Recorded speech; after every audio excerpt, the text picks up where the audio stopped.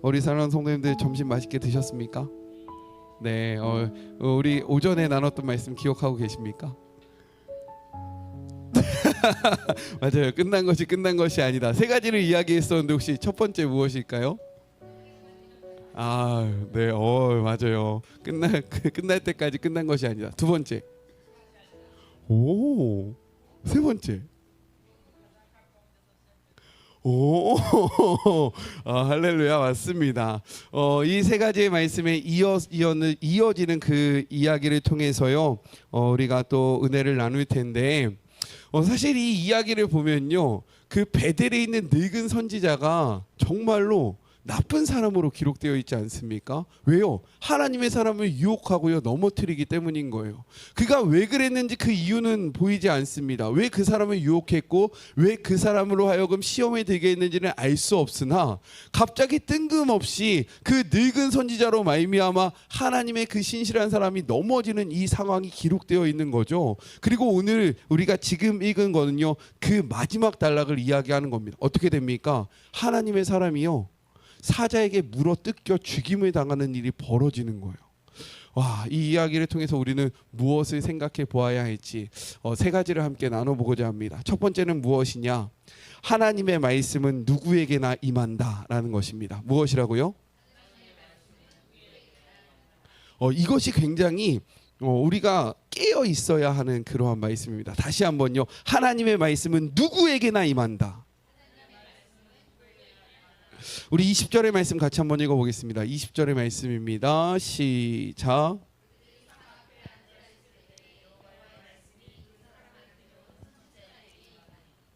자, 하나님의 말씀이 누구에게 임하냐면 하나님의 사람에게 임한 것이 아니라 하나님의 사람을 속이고 넘어뜨렸던 그 늙은 선지자에게 임하였다라고 성경이 이야기하고 있는 거예요.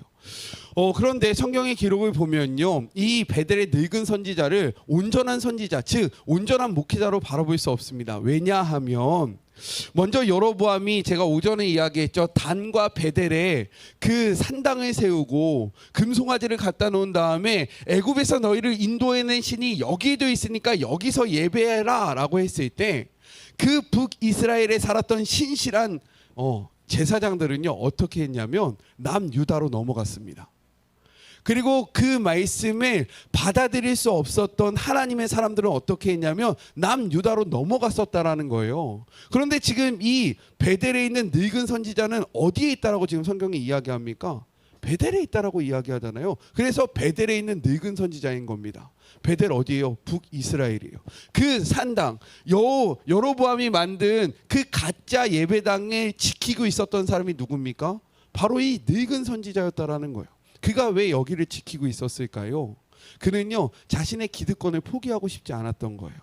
세상과 적절히 타협하면서 살아가고 있었던 사람이 바로 이 늙은 선지자였다라는 것을 우리가 알 수 있습니다. 그리고 말씀을 보면요, 이의 아들들이 여기서 예배할 때 본인은 예배하지 않았지만 그 아들들이 거기 가서 예배하는 것을요, 막지 않았던 사람이에요.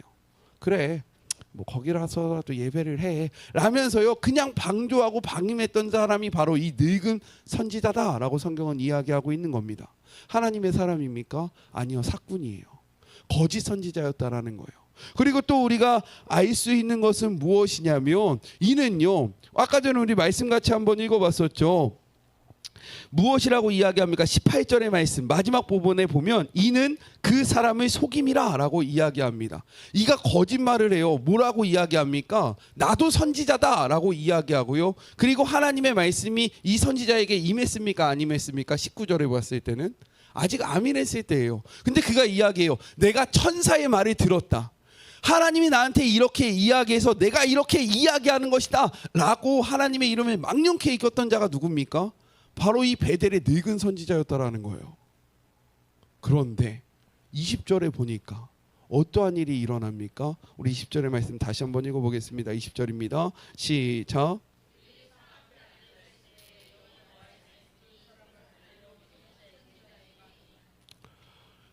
근데 이 말씀이 하나님의 사람에게 임한 것이 아니라 누구에게 임했대요? 이 사꾼인, 이 거짓 선지자인 늙은 선지자한테 임하였다라고 이야기하고 있는 거예요.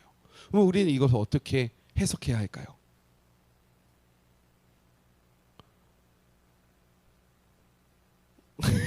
궁금하시죠? 네, 저도 궁금했어요. 내가 이걸 어떻게 해석해야 하는 것인가?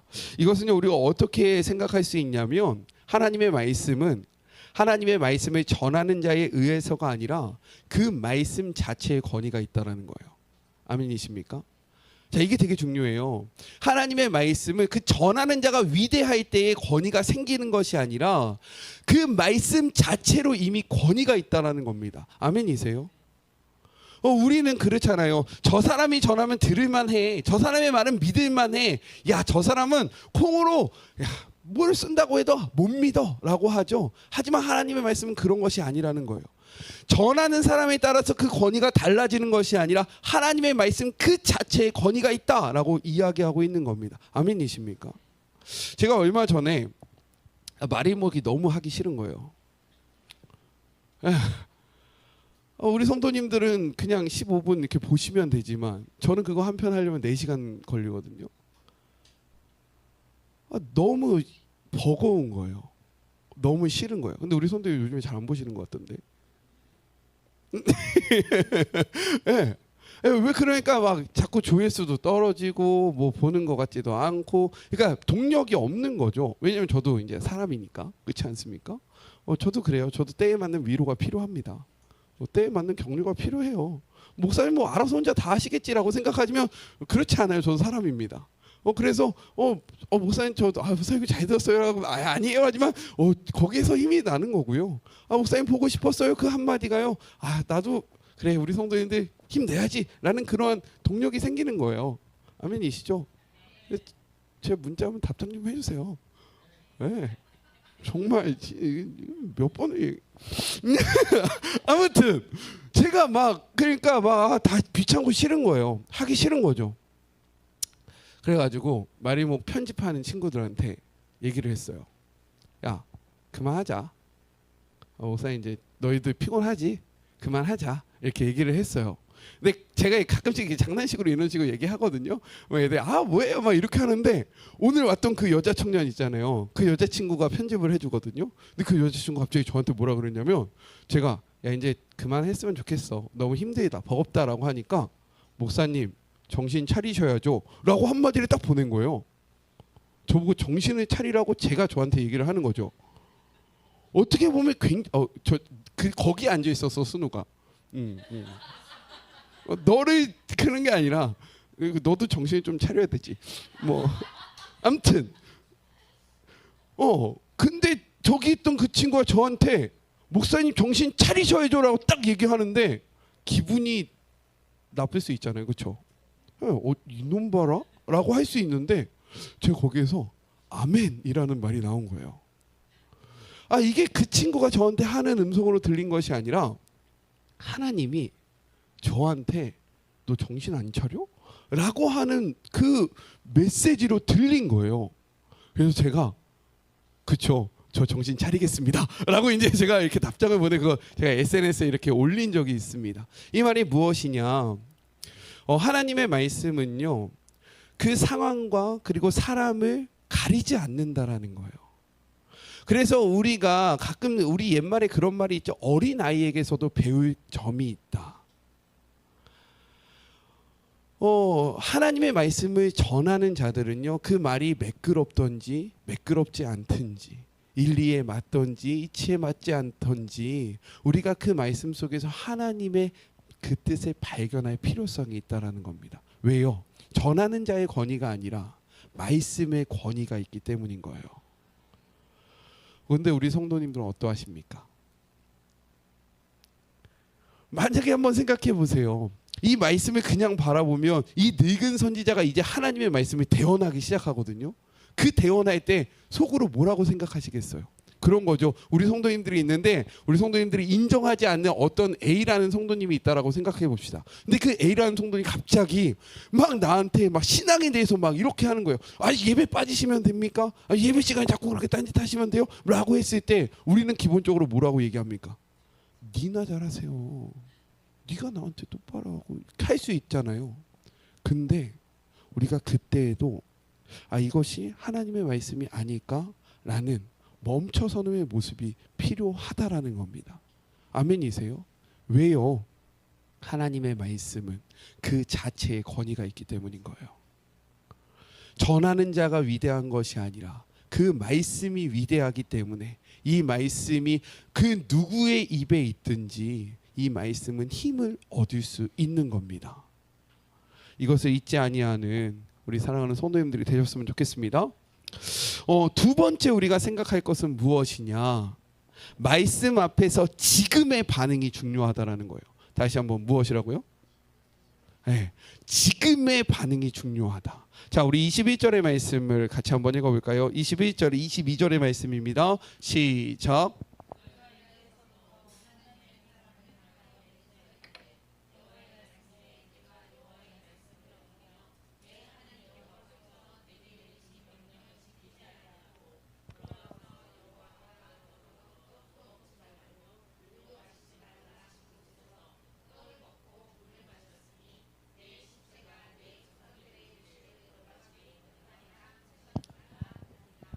그 사건을 통해서 그 거짓 선지자를 통해서 그 늙은 선지자를 통해서 하나님의 말씀이 하나님의 사람에게 선포된 거예요.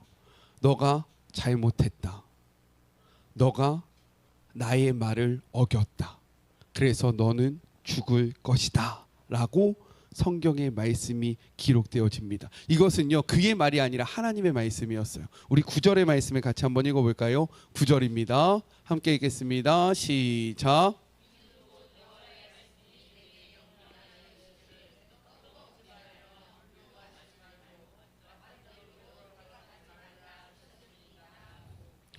이렇게 그는요, 늙은 선지자의 유혹에 실패해서 넘어가서 이런 일들을 다 했던 거죠. 그런데 이 말씀이 선포되어질 때 그 하나님의 사람의 태도가, 모습이 성경은 어떻게 기록하고 있냐면 23절 같이 한번 읽어보죠. 23절의 말씀입니다. 함께 읽겠습니다. 시작.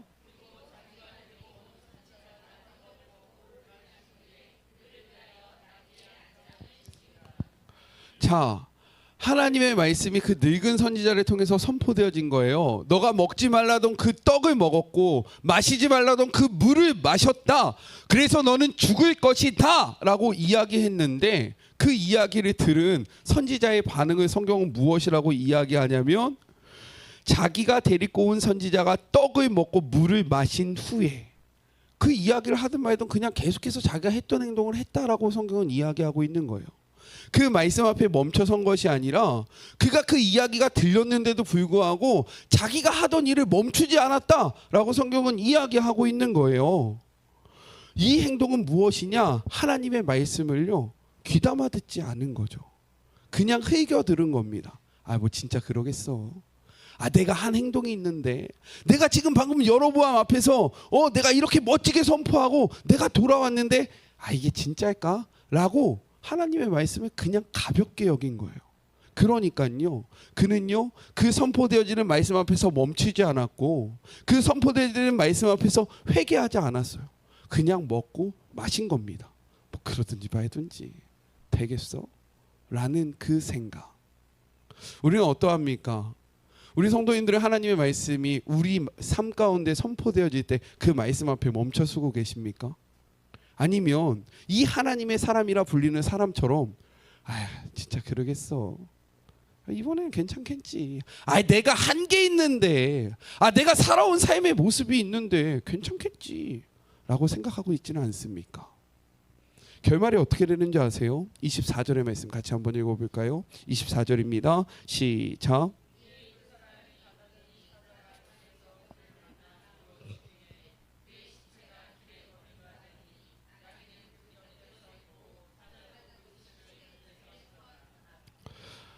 심판의 경고의 메시지처럼 그는 죽임을 당했다라고 성경은 이야기하고 있는 거예요. 이것이 바로 하나님의 말씀을 경히 들었던 그 선지자의 최후의 모습이었습니다. 그런데 반면에 여태까지 계속해서 거짓말을 하고 자신의 유익과 만족을 위해서 살아왔던 그 거짓 선지자는 어떻게 됐냐면요, 자, 하나님의 그 사람이 죽었다라는 소식을 또 전해 듣습니다. 그러니까 그는요 즉각적으로 움직이기 시작해요. 27절의 말씀을 같이 한번 보죠. 27절의 말씀입니다. 시작.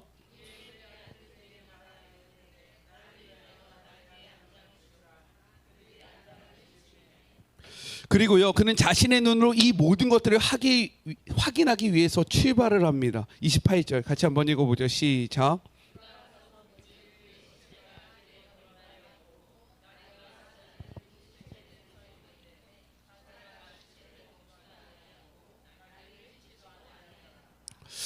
이 표현이 되게 중요해요. 이 표현이 무엇입니까? 사자가 분명히 그를 찢어 죽인 겁니다.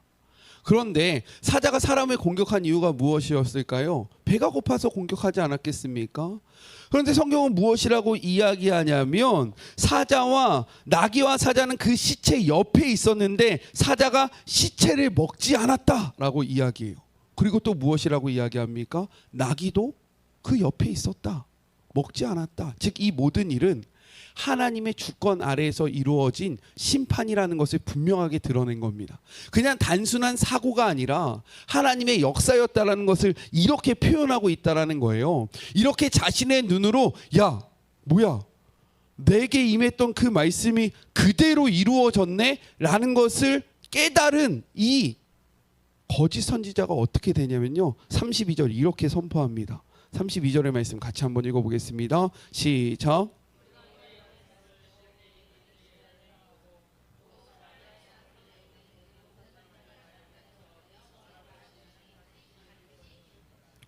이제 그는요 이 말씀을 믿기 시작했다라는 거예요. 아 진짜네. 그러면 이 하나님의 사람이 이전에 선포했던 그 상단들이 부셔지고 이 모든 것도 이루어지겠구나. 그래서 이는 이의 삶 속에서 선포하기 시작하는 겁니다. 그 전에 있던 하나님의 사람이 선포했던 그 모든 예언은 반드시 이루어질 것이다. 왜요? 이가 하나님의 말씀을 믿기 시작했기 때문에 이렇게 됐다라는 거예요. 인간적인 눈으로 보면요 사실 어떤 사람이 더 대단한 사람입니까? 먼저 나온 하나님의 사람이잖아요. 그가 북이스라엘까지 갔고 그리고 그의 왕에게 선포했고 그가 회유할 때 보지 않고 돌이켜 나갔습니다. 그런데 이는요 어떻게 됩니까? 찢겨 죽임을 당하게 돼요. 반면에 거짓말을 일삼고 자신의 마음대로 살아가고 자신의 유익을 위해서 살아갔지만 하나님의 말씀이 떨어졌을 때 그 말씀을 듣고 돌이킨 이 늙은 선지자는요 하나님의 말씀을 선포하는 자로 지금 세워져 있다라는 거예요. 이 말이 무엇이냐? 신실한 자라 할지라도 하나님의 말씀을 어기고 범죄할 경우에는 하나님은 그를 심판하신다라는 거예요. 반면에 신실하지 않고 자신의 유익을 쫓아 나아갈지라도 그가 하나님 앞에서 돌이키면 하나님은 그를 사용하신다라고 이야기하고 있는 겁니다. 아멘이세요? 우리는 이것을 알아야 돼요. 어떻게 우리의 인간의 눈으로 보면 아 이거 너무한 거 아닌가 이게 무슨 말이야 라고 될 수 있지만 하나님은요 이 메시지를 통해서 분명히 이야기하는 거예요. 오늘 지금 나에게 순종하는 자를 나는 사용한다. 과거에 내가 하나님 앞에 이렇게 했습니다. 내가 하나님 앞에 이렇게 살아왔습니다. 아니 너 지금 어떻게 하고 있는데가 너무나도 중요하다라는 거예요. 그래서 성경은 이렇게 이야기합니다. 고린도후서 5장 17절의 말씀. 고린도후서 5장 17절의 말씀이에요. 신약성경 291쪽에 있는 말씀입니다. 고린도후서 5장 17절의 말씀.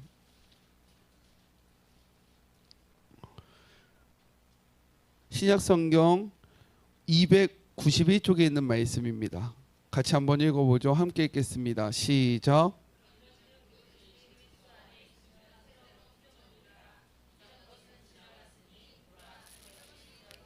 아멘. 우리는 어떤 사람을 평가할 때 어떻게 평가하냐면 경험의 축적으로 그 사람을 평가합니다. 이 사람이 이렇게 행동했기 때문에 앞으로도 이렇게 행동할 것이다.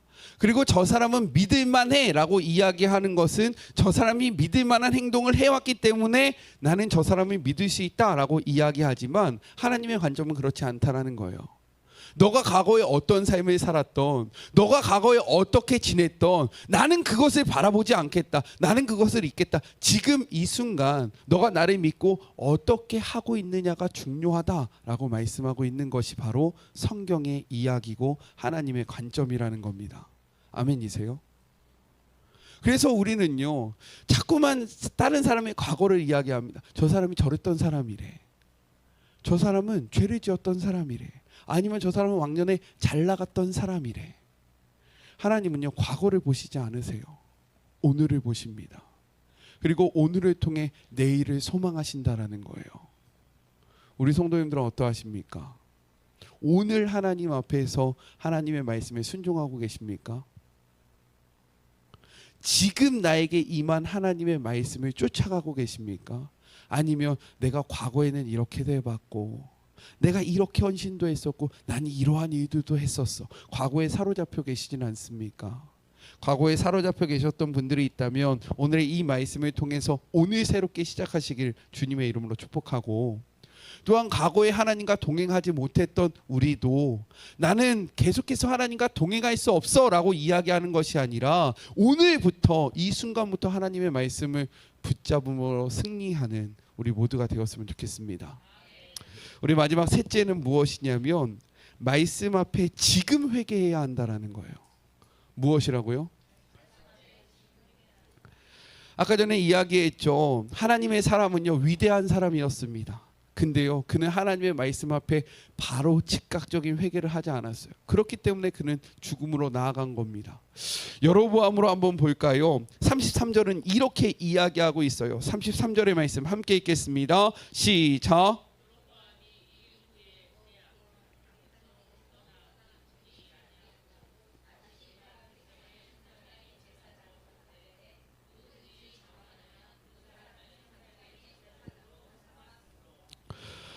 여로보암이 이 일이 있은 후에, 아까 전에도 이야기했지만 하나님의 사람이 여로보암에게 왔다라는 그 모든 사건들은요 이스라엘 백성에 널리 퍼진 소문이었다라는 거예요. 근데 이 하나님의 사람이 찢겨 죽인 것 역시 널리 퍼졌다라는 거죠. 여로보암도 이것을 알았습니다. 여로보암이 맨 처음에 하나님의 일을 경험한 것이 무엇입니까? 자신의 손이 마른 거예요. 그 하나님의 사람을 저주했을 때 자신의 손이 마른 것, 그리고 자신이 세운 그 산당이 부셔지는 것을 통해서 하나님의 뜻을 분명히 알았어야 합니다. 그런데 그는 그때에도 깨닫지 못했다라는 거예요. 하나님은 다시 한번 사인을 주시는 거죠. 이 하나님의 사람이 죽는 것을 통해서 너도 회개하지 않으면 내가 이렇게 만들 것이다 라고 경고하셨는데, 이 여로보암은요 이 일을 알매도 불구하고 어떻게 합니까? 끝까지 회개하지 않아요. 자신의 고집대로 나아갑니다. 자신의 생각대로 나아가요. 끝까지 상단을 만들고 끝까지 우상을 섬깁니다. 그래서 어떻게 됐다라고 이야기합니까? 34절 같이 한번 읽어볼까요? 34절의 말씀입니다. 시작.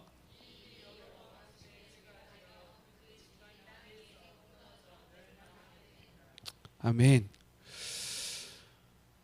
우리는 하나님의 말씀이 우리의 삶 가운데 선포되어질 때 멈출 수 있어야 합니다. 아멘이십니까? 하나님의 말씀이 우리에게 다가오면요 우리는 멈춰서 즉각적인 회개가 필요하다라는 거예요. 이 회개가 왜 중요하냐면 성경은 이렇게 약속하고 있기 때문인 거예요. 역대하 7장 14절의 말씀, 구약성경 664쪽에 있는 말씀입니다. 역대하 7장 14절의 말씀.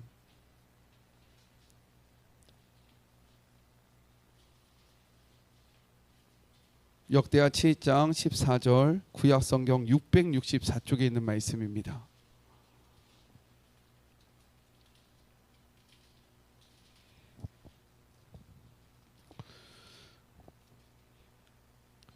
함께 읽겠습니다. 시작.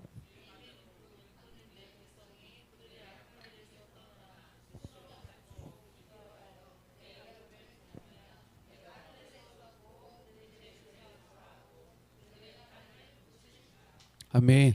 이것은 하나님의 약속의 말씀입니다. 우리가 회개하며 나아가면 하나님 우리를 고치시고 새롭게 하시겠다라고 이야기하고 있는 거예요. 또한 성경은 이렇게 기록하고 있습니다. 이사야 1장 18절의 말씀이에요. 이사야 1장 18절의 말씀, 구약성경 969쪽에 있는 말씀입니다.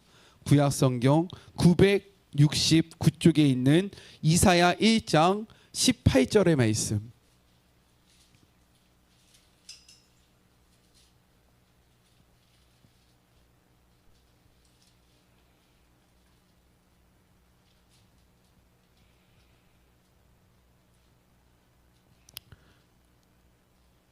구약성경 969쪽에 있는 이사야 1장 18절의 말씀 함께 읽겠습니다. 시작.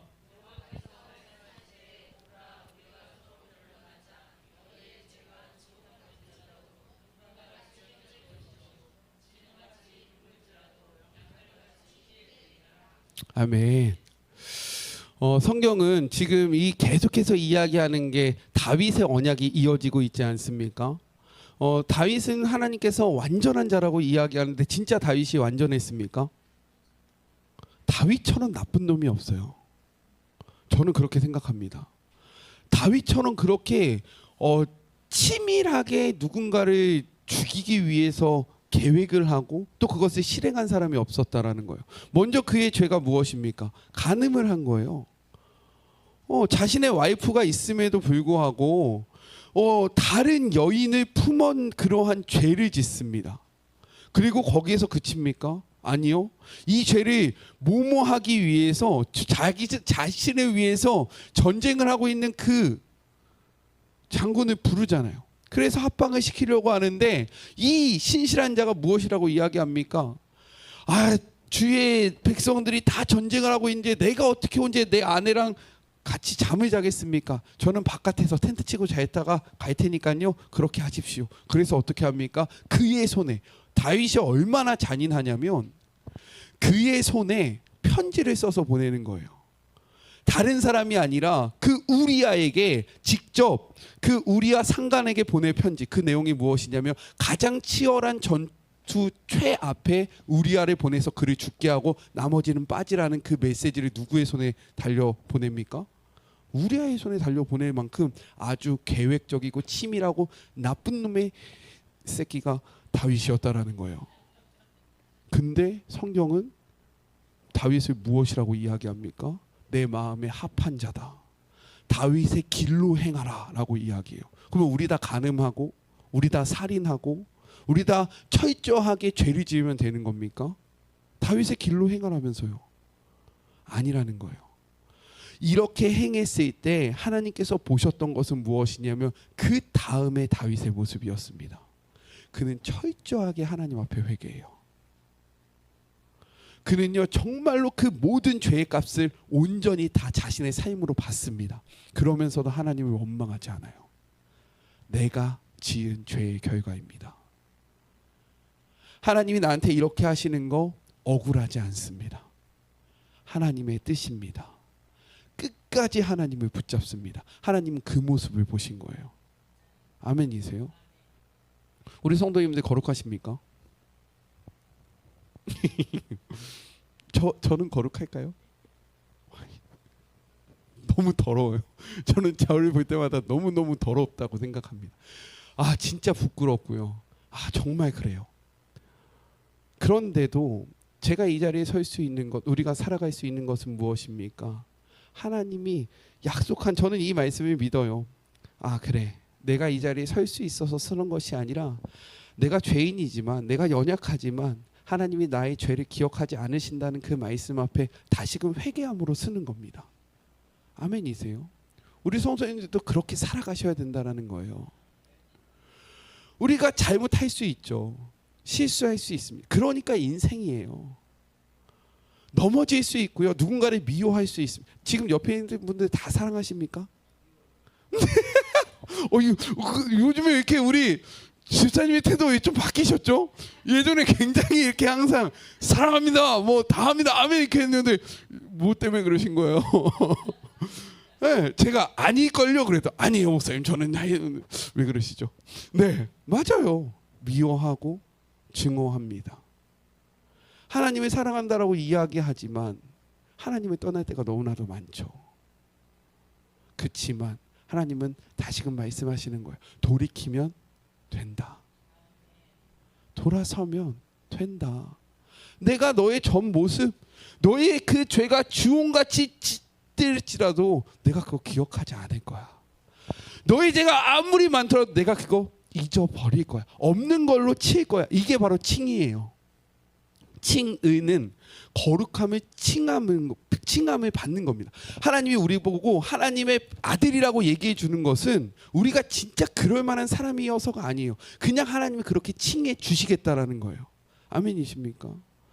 우리가 죄가 없는 게 아니라 죄가 있지만 하나님이 괜찮다라고 말씀하시는 거예요. 너희들이 그것을 인정만 한다면, 너희들을 거기에서부터 돌이키기만 한다면 괜찮다라고 말씀하시는 겁니다. 우리 사랑하는 성도 여러분, 그래서 우리는요 말씀 앞에 회개해야 해요. 그래서 오늘 우리는 말씀 앞에 돌이켜야 하는 겁니다. 돌이킬 때 하나님이 품어주시기 때문인 거예요. 하나님의 말씀 앞에 돌이키시는 우리 사랑하는 성도님들이 되셨으면 좋겠어요. 근데 사단은요 이때 무엇이라고 얘기하는지 아세요? 안 괜찮아. 너 또 넘어질 거야. 너 또 죄 지을 거야. 너는 안 될 놈이야. 너 같은 놈이 되겠어. 그냥 그렇게 살아. 야, 이렇게 노력했다가 너 3일 있다 또 넘어지면 그게 뭐야? 하나님이 그래도 너 사랑하신대? 아니야. 너 같으면 너 같은 놈 사랑할 수 있겠냐? 못하지. 맞아. 안 돼. 이게 바로 사단의 음성이라는 거예요. 근데 하나님은 우리가 아닙니다. 아멘이세요? 그래서 용납하시는 거예요. 하나님은 죄가 아닌 거예요. 그래서 우리를 품어주시는 거예요. 그래서 사단이 속이는 자인 거예요. 사실이 아닌데 사실처럼 얘기하는 겁니다. 그 사단의 음성이 아니라 하나님의 음성을 들으시기를 주님의 이름으로 축복합니다. 사단의 음성이 아니라 하나님의 음성으로 회개하며 나아갈 때에 하나님이 붙잡아 주실 거예요. 우리 같이 찬양하고 기도할까요?